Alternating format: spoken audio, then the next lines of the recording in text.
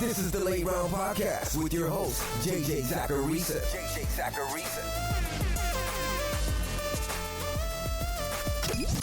What's up, everyone? It's JJ Zacharisa, and this is episode 747 of the Late Round Fantasy Football Podcast, sponsored by FanDuel. Thanks for tuning in. I know I usually publish these early week episodes on Tuesdays, but this one's a little bit different. I've got some things that I want to say to the universe. First, the Late Round Prospect Guide is done. It's out there. It's finished. Anyone who pre-ordered it, it's now in your inbox. Make sure to check your spam if you don't see it. And anyone who wants to get it can do so over on lateround.com right now. The price, though, is now $14.99. When you order, it'll immediately be delivered to your email inbox. Now, this episode is sort of tied to that prospect guide. The metrics I'm going to be talking about today are metrics that you'll read about in the guide. But that guide's also me. It's my brain, my process, the way I think about this stuff. And that definitely ties into what I'm going to be talking about on today's episode. Fantasy football is a numbers-driven game. And you hear me analyze everything with numbers too. I mean, that entire prospect guide is built through data and math and numbers. Because everything is so numbers-driven, it can probably be overwhelming for some people, especially people who don't like math or who aren't good at math. Some people are good at writing, some people are good at art, some people are good at math. Everyone brings something different to the table.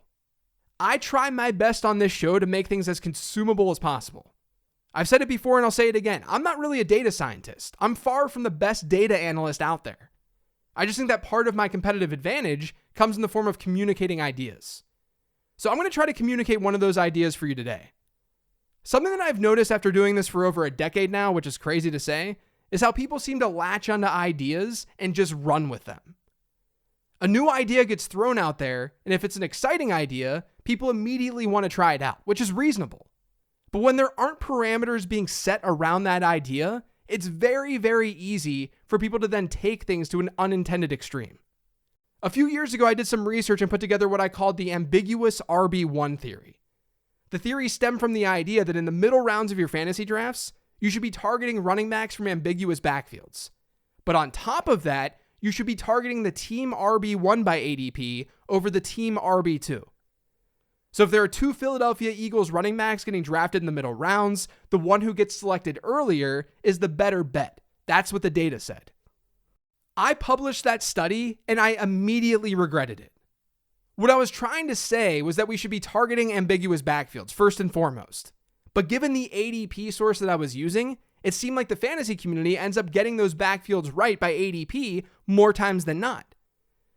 But it wasn't foolproof. And my mistake was that I was looking at things in hindsight. Because as summer months go on, ADPs fluctuate and change. So instead of the focus being on ambiguous backfields and ambiguous backfields only, which is a very, very important concept, the focus shifted to which running back on this team has a higher ADP. Which one is the RB1 for the ambiguous RB1 theory? And that was my fault, 100% my fault. I presented it in the wrong way. I didn't think it all through. Even though that data was worthwhile and interesting, it wasn't something to latch onto the way people latched onto it. And people latched onto it because of the way that I presented it. I'm not immune to this. The way analysts present information is unbelievably important. Because when these metrics and ideas get introduced to the world, people will run with those metrics and ideas. And when it's not presented in a rational way, it can do a lot of harm to people's fantasy football processes. Another quick example is with early declare status. More and more analysts and fantasy managers have become aware over the last 4 or 5 years that there is signal to early declare status. That when a player leaves school early for the NFL, it's a sign of talent. And those players generally perform better than players who stick around. But again, people have taken this idea too far. Just last season, we saw Chris Olave get pushed down in rookie drafts. And a lot of the reasoning for that was because he played that extra year in college. And I'm not saying early declare status doesn't matter. I'm not saying I have all the answers either. Early declare status is an input in my model. This is all about the degree in which something matters. Let me walk you through a more in-depth example. Last week, Cameron from the Late Round Fantasy Football Patreon asked me a question in the site's Discord. He was noticing tweets and Reddit posts about speed score, or weight adjusted 40 times. and the correlation between speed score and running back success in fantasy football. That led to this question that he posted on Patreon just last week. It said, "Hey JJ, you talk frequently about weight adjusted 40 time or speed score and how you look for players to hit a threshold of 90. However, some analysts think that there are additional thresholds at 100 and 106. Why do you use 90 as your bar instead of using multiple thresholds?" Now, I was going to answer that question on last week's mailbag until I started answering it.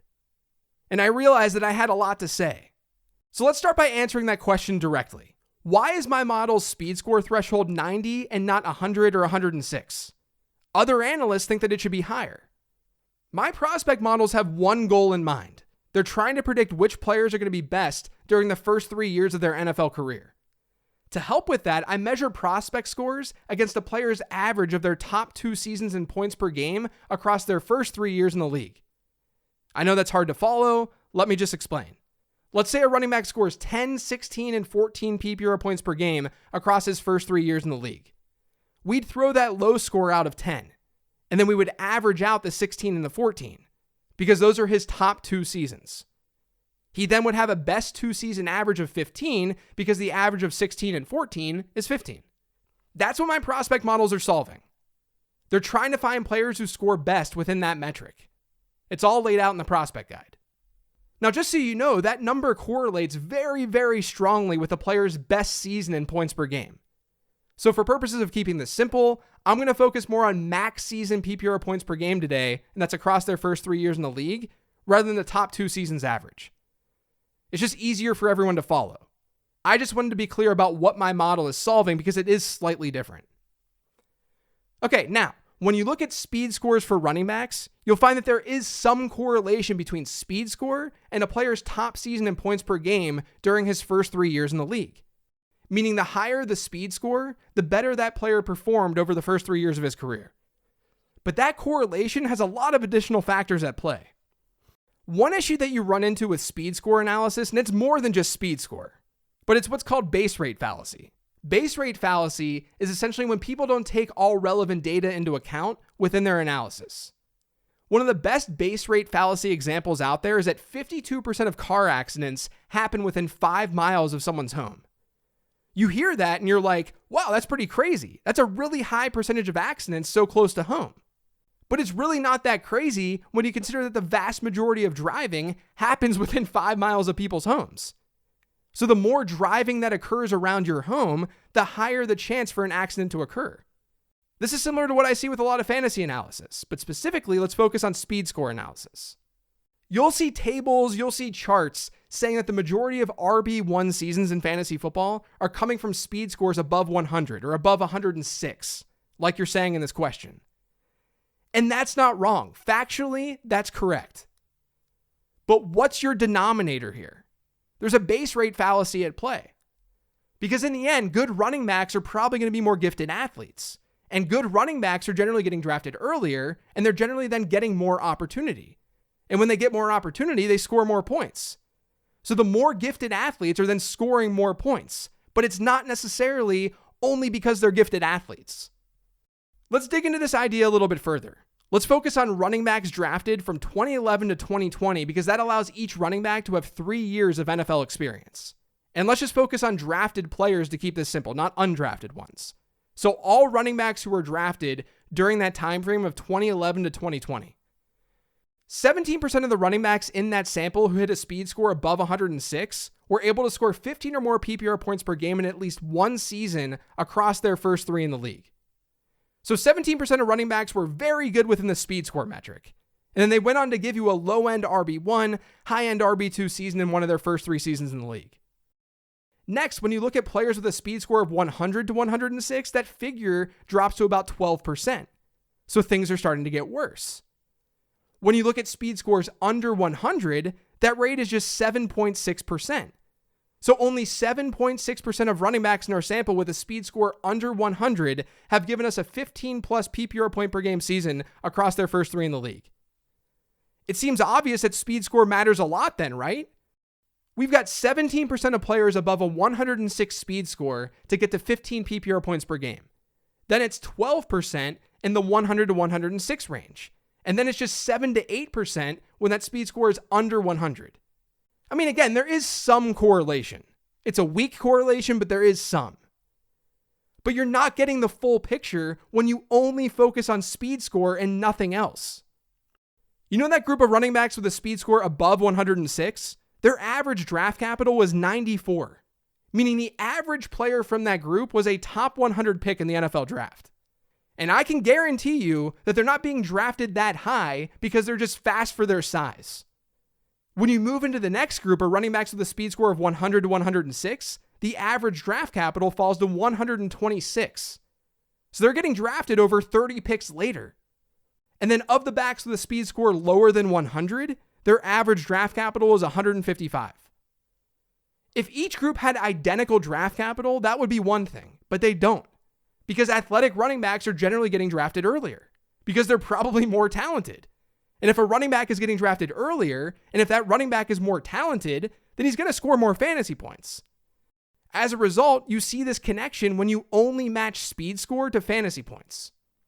Here's the dirty little secret. You can play this exact same game with other statistics. One metric that's in my model, for example, is reception share. Let's focus on the exact same sample that we did before, drafted running backs from 2011 to 2020. In that sample, almost 20% of running backs with a best season reception share above 10% ended up scoring 15 or more PPR points per game in one of their first 3 seasons in the league. That 20% number, that's a better rate than what we saw with the top speed scores. When you look at running backs who had a best season reception share between 5% and 10%, that 20% rate of getting 15 or more PPR points per game drops to just under 10%. And then for players under a 5% best season reception share, you get 4%. So you go from 20% in that top group in reception share to 10% to 4%. Clearly, higher reception share totals matter, and they do. Just like higher speed scores are better than lower ones. And the thing is, the draft capital differences between the 3 groups is very similar to the speed score differences. The guys who had a reception share above 10%, their average draft capital was 117. That's a lot worse than what we saw with the top speed scores. And the top reception share group, remember, performed better. They hit 15 plus PPR points per game at a 20% rate. The top speed score guys hit it at a 17% rate. So when you factor in draft capital, you'd have an easier time finding an edge with reception share than speed score. You can do this with other metrics too. Like I said, just because there's correlation in one does not make it the dominant metric to focus on. It also doesn't make it a metric that you start to filter players out of. And that's what's key here. Early declare status is something that gets signal, yes. Players who declare early for the NFL draft are generally better bets than players who don't. Or running back weight. Running back weight is something I've been talking about a lot over the last week plus on this show. And while running back weight gets signal even when you adjust for draft capital, it's not enough to eliminate players from your consideration set. It's just an input. And that goes back to the original question here. Why does my prospect model look at 90 as a threshold and not 100 or 106? Well, while some people might find some significance to 100 and 106, they might be solving something different than I am. Earlier, I looked at running backs who were below a speed score of 100 and just grouped them all together. And I said that they get to 15 PPR points per game at a 7.6% rate. The thing is, every single running back in that group who got to 15 PPR points, they had a speed score above 90. Players like Alvin Kamara, Aaron Jones, Kareem Hunt. In fact, according to this data that I'm working with, the hit rate of running backs in the 90 to 100 range, when we're looking at getting to 15 PPR points per game across the first 3 years of their career, it's actually better than the hit rate for players with speed scores of 100 to 106. And when you get into the 90 to 100 range and find players with great receiving profiles, the hit rates get even better than that. This is why the 90 threshold matters. Based on the model, it appears as though when players are under that mark, no matter the production profile, no matter the extra information that we might have on them, it doesn't really matter. But players above that mark and maybe still below the 100 mark, if they have good draft capital, if they have good production metrics, they're still good players. They can make up for a non-elite speed score by being great elsewhere. Just like a smaller running back can make up for being small by being good elsewhere. That's the difference between my model, which has a ton of different inputs, and testing one singular metric. When you're looking at one metric, you're obviously not capturing all of the other things that a player might be good at. And that's no different with reception share. When you analyze reception share as a standalone metric, you're going to get different results than when you analyze reception share alongside other inputs. You might remember that last season, I had questions about Kenneth Walker's production profile. His best season reception share was 5.4%. As I just talked about, we don't see hits from players with that low of a reception share very often. But Walker still ended up being a 93rd percentile running back in my model. I ranked him as the RB2 in the class. Because that singular number does not mean everything. Analyzing a running back in such a binary way doesn't make any sense. Walker had a great best season total yards per team play rate. His touchdown share was great. His speed score looked great. His BMI was great. His draft capital was great. Literally everything else in his profile looked awesome. Why would I simply fade a player because of that one thing? But that's what we see all the time.